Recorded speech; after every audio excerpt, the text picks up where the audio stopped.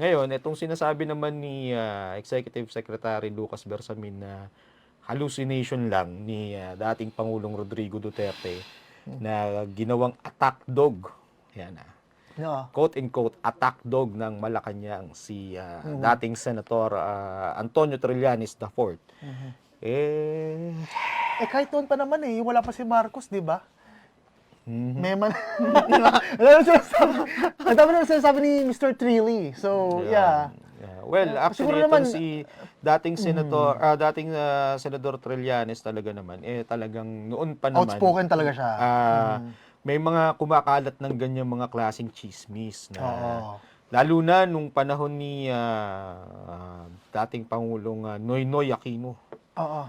na dahil sa kanya raw nagpasimula yung Backdoor. backdoor. Oo, backdoor. Diba? Yung backdoor dun Negotiations sa with China. negotiations with Oo. China.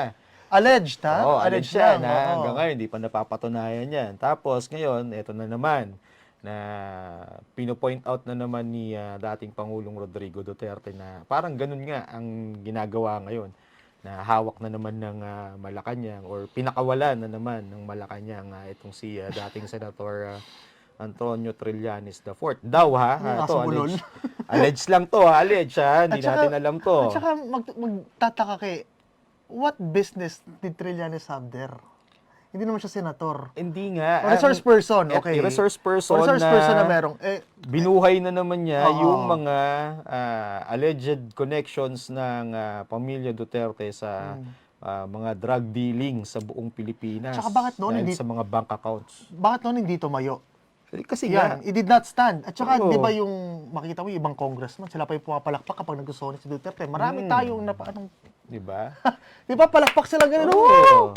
Pero ngayon, well, I don't know. ganun talaga. Well, hindi naman natin mayaalis yan pagdating talaga sa politika, lalo dito sa Pilipinas.